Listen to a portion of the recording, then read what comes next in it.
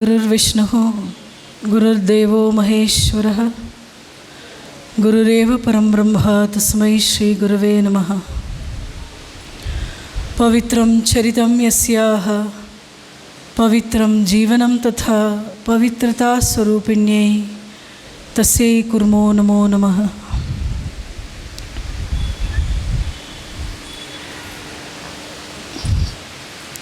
ಸಭೆಯಲ್ಲಿ ಉಪಸ್ಥಿತರಿರುವ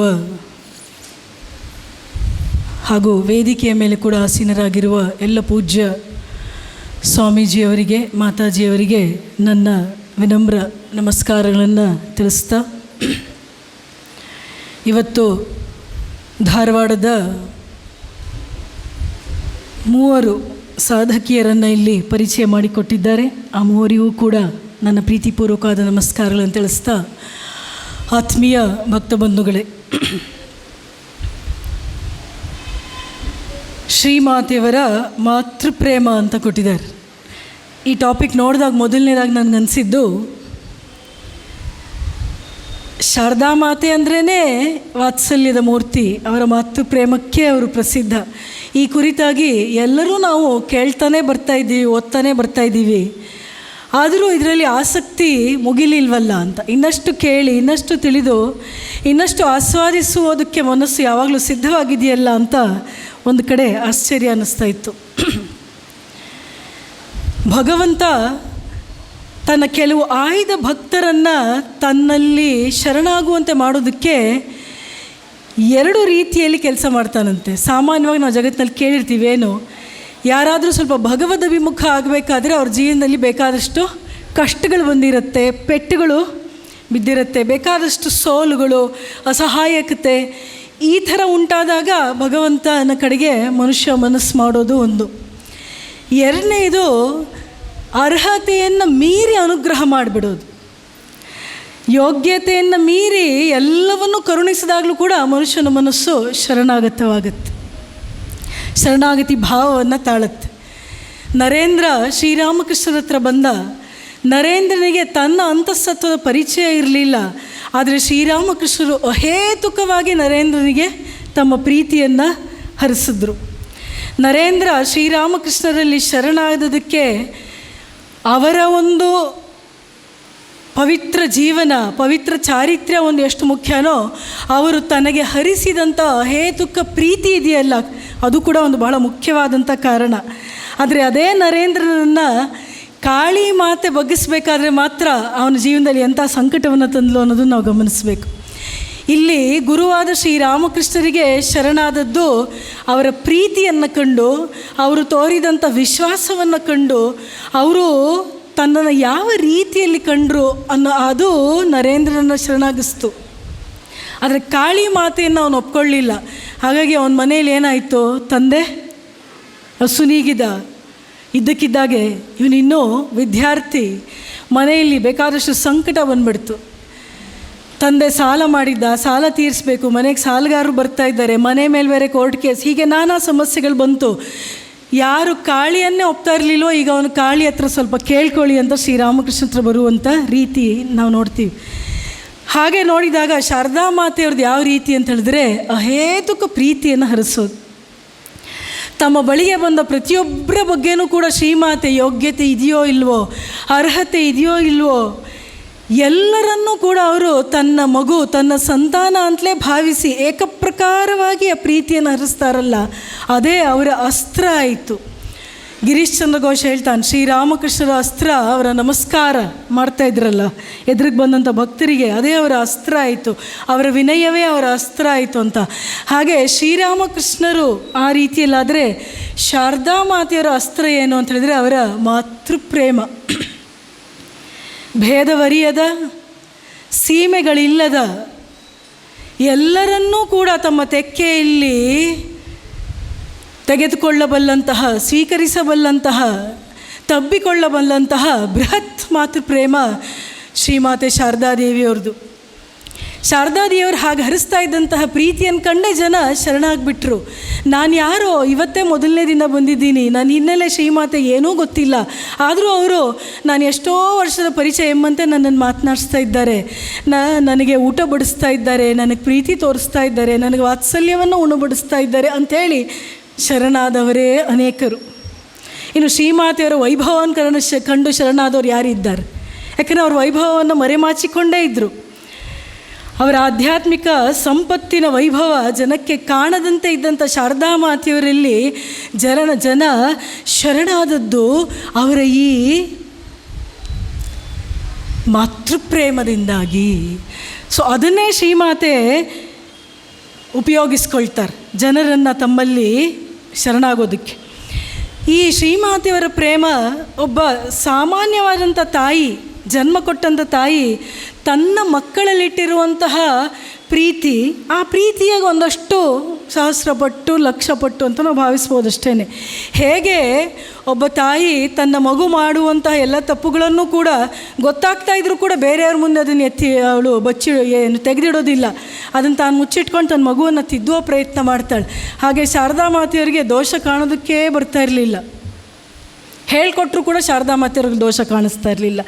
ಬೆರಳು ಮಾಡಿ ತೋರಿಸ್ಕೊಟ್ರು ಕೂಡ ಶ್ರೀಮಾತೆಗೆ ಇಲ್ಲಿ ದೋಷ ಅನ್ನಿಸ್ತಾ ಇರಲಿಲ್ಲ. ಪರಕೀಯರು ಅಂತ ಅನ್ಸಿದ್ರೆ ತಾನೇ ದೋಷ ಬರೋದು. ತನ್ನ ಮಕ್ಕಳು ಅಂತ ಎಲ್ಲರ ಬಗ್ಗೆ ತಿಳಿಯುವಾಗ ಶಾರದಾ ಮಾತೆಯವ್ರಿಗೆ ಹಾಗೆ ಅನ್ನಿಸ್ತಾನೇ ಇರಲಿಲ್ಲ. ಒಬ್ಬ ಲೌಕಿಕ ತಾಯಿ ತನ್ನ ಮಗು ಸೋತ್ರೂ ಪರವಾಗಿಲ್ಲ, ತನ್ನ ಮಗು ತನ್ನ ನಿರೀಕ್ಷೆ ಅಥವಾ ಜಗತ್ತಿನ ಸಮಾಜದ ನಿರೀಕ್ಷೆಯಷ್ಟು ಬರಲಿಲ್ಲ ಅಂತ ಹೇಳಿದ್ರು ಕೂಡ ತಾಯಿ ಎಂದೂ ಕೂಡ ಮಗುವನ್ನು ಈ ಮಗು ನನ್ನದಲ್ಲ ಅಂತ ಹೇಳೋದಿಲ್ಲ. ಬೇರೆ ಯಾವ ಸಂಬಂಧದಲ್ಲಾದರೂ ಅದು ಸಾಧ್ಯ ಇದೆಯೇನೋ, ಆದರೆ ಒಬ್ಬ ತಾಯಿ ಮಾತ್ರ ಎಂದು ಸೋತಂಥ ಮಗುವನ್ನು, ಅವಮಾನಕ್ಕೆ ಒಳಪಟ್ಟಂಥ ಮಗುವನ್ನು ನನ್ನ ಮಗು ಅಲ್ಲ ಅಂತ ಹೇಳೋದಿಲ್ಲ. ಶಾರದಾ ಮಾತೆಯವರು ಅಕ್ಷರಶಃ ಹಾಗೇ ಇದ್ದದ್ದು. ಒಬ್ಬ ಡಕಾಯಿತನನ್ನು ಕೂಡ ಮಗು ಅಂತ ಕರೆಯೋದಕ್ಕೆ ಅವ್ರು ಹಿಂಜರಿಯಲಿಲ್ಲ. ಸಮಾಜ ತಮ್ಮನ್ನು ಬೈಬೋದು, ಸಮಾಜ ತಮ್ಮಲ್ಲಿ ತನ್ನನ್ನು ಒಬ್ಬ ಡಕಾಯಿತನಿಗೆ ನೀವು ಆಶ್ರಯ ಕೊಡ್ತಾ ಇದ್ದೀರಾ ಅಂತ ಹೇಳಿ ಅನ್ಬೋದು ಅಂತ ಕೂಡ ಶಾರದಾ ಮಾತೆಯವರು ಯೋಚನೆ ಮಾಡಲಿಲ್ಲ. ಇದು ನಾವು ಯೋಚನೆ ಮಾಡಬೇಕು ಅಲ್ವಾ? ಒಳ್ಳೆಯವರ ಸಹವಾಸ ಮಾಡೋದಕ್ಕೆ ಎಲ್ಲರೂ ಸಿದ್ಧ ಇರ್ತೀವಿ, ಆದರೆ ಅಕಸ್ಮಾತ್ ಸಮಾಜದಲ್ಲಿ ಬಿದ್ದವರು, ಪತಿತರಾದವರು ಅಂಥವ್ರು ಸಹವಾಸ ಮಾಡಬೇಕಾದ್ರೆ ಯೋಚನೆ ಮಾಡ್ತೀವಿ, ಸಮಾಜದಲ್ಲಿ ಯಾರೇನು ಅಂದ್ಕೊಳ್ತಾರೋ. ದಕ್ಷಿಣೇಶ್ವರದಲ್ಲೇ ನಾವು ನೋಡ್ತೀವಿ, ಯಾರೊಬ್ಬ ಮಹಿಳೆ ಬರ್ತಾಯಿದ್ಲು, ಹಿಂದೆ ಅವಳ ಜೀವನ ಚೆನ್ನಾಗಿರಲಿಲ್ಲ, ಆದರೆ ಅವಳು ಬದಲಾಗಿದ್ಲು. ಶ್ರೀರಾಮಕೃಷ್ಣ ಹೇಳ್ತಾರೆ, ನೋಡು ನೀನು ಅವಳನ್ನೆಲ್ಲ ಸೇರಿಸ್ಬೇಡ ಅಂತ ಹೇಳಿದ್ರು. ಶಾರದಾ ಮಾತೆಯವ್ರು ಏನು ಹೇಳ್ತಾರೆ? ನಾನೂ ಬರಬೇಡ ಅಂತ ಹೇಳಿಬಿಟ್ರೆ ಅವಳು ಇನ್ನೆಲ್ಲಿ ಹೋಗಬೇಕು ಅಂತ ಹೇಳಿದ್ರು. ಎಷ್ಟು ಸಣ್ಣ ವಯಸ್ಸಿನಲ್ಲಿ ನೆನ್ಪಿಟ್ಕೊಳ್ಳಿ, ಶ್ರೀರಾಮಕೃಷ್ಣ ದಕ್ಷಿಣೇಶ್ವರದಲ್ಲಿದ್ದಾಗ ಶ್ರೀಮಾತೆಗೆ ಏನು ಭಾಳ ಹೆಚ್ಚು ವಯಸ್ಸು ಅಂತೇನಿಲ್ಲ, ಆ ವಯಸ್ಸಿನಲ್ಲೇ ಶಾರದಾ ಮಾತೆಯವರು ಪತಿತರ ಜೊತೆಗೂ ಕೂಡ ಅವರು she was ready to identify herself with them as they belonging to her and she belonging to them. This is not possible unless it is motherhood. Sharada ಮಾತೆಯವ್ರದ್ದು it is not just a biological motherhood as a physical motherhood, it is a spiritual motherhood. ಅದು ಆಧ್ಯಾತ್ಮಿಕ ಮಾತೃತ್ವ. ಅದು ಆಧ್ಯಾತ್ಮಿಕ ಮಾತೃತ್ವ. ಹಾಗಾಗಿ ಎಲ್ಲರೊಂದಿಗೆ ಅಲ್ಲಿ ಸಂಬಂಧ ಇದೆ, ಪ್ರತಿಯೊಬ್ಬರೊಂದಿಗೆ. ಮತ್ತು ಶಾರದಾ ಮಾತೆಯವರು ಮಾತೆಯಾಗಿ ನಿಂತದ್ರಿಂದ ಎಲ್ಲರಿಗೂ ಕೂಡ ಅಲ್ಲಿ ಹತ್ತಿರ ಹೋಗೋದಕ್ಕೆ ಅವಕಾಶ ಇದೆ. She is approachable. ತಂದೆ ತಾಯಿಯರಲ್ಲಿ ಹೂ ಇಸ್ ಮೋರ್ ಅಪ್ರೋಚಬಲ್? ತಾಯಿ ಅಲ್ವಾ? ಯಾರ ಹತ್ರ ಹೋಗ್ಬೋದು? ತಪ್ಪು ಮಾಡಿದಾಗ ಯಾರ ಹತ್ರ ಹೋಗ್ಬೋದು? ಏನಾದರೂ ಬೇಕಾದಾಗ ಮಕ್ಕಳು ಯಾರ ಹತ್ರ ಹೋಗ್ಬೋದು? ಏನಾದರೂ ಕೆಲಸ ಆಗಿರ್ಬೇಕಾದ್ರೆ ಯಾವ ಹತ್ರ ಹೋಗ್ಬೋದು?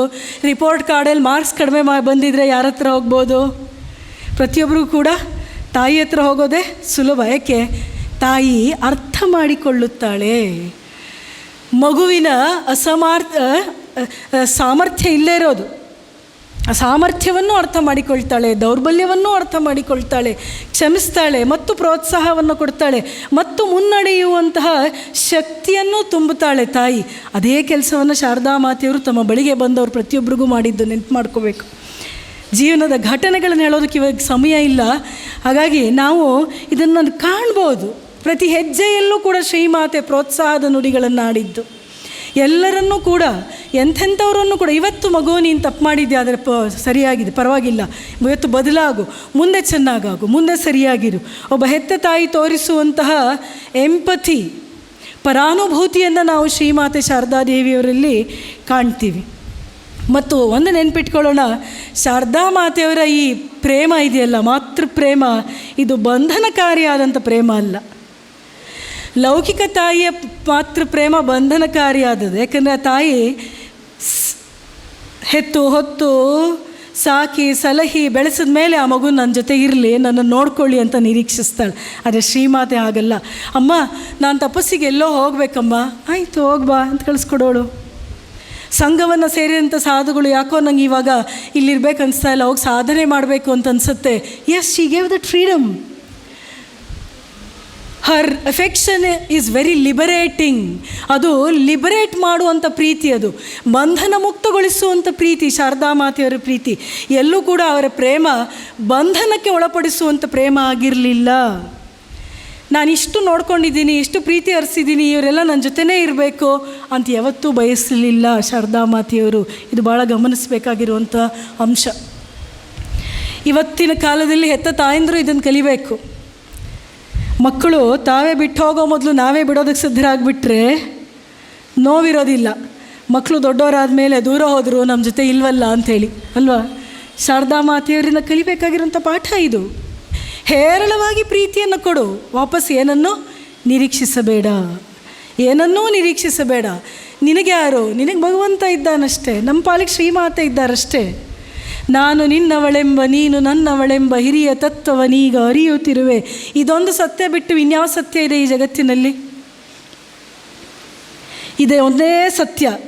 ನಾವು ಅವಳಿಗೆ ಸೇರಿದವಳು, ಅವಳು ನಮಗೆ ಸೇರಿದವಳು, ನನಗೆ ಸೇರಿದವಳು ಅನ್ನೋದು ಏಕೈಕ ಸತ್ಯವನ್ನು ನಾವು ಅರ್ಥ ಮಾಡಿಕೊಳ್ಬೇಕು.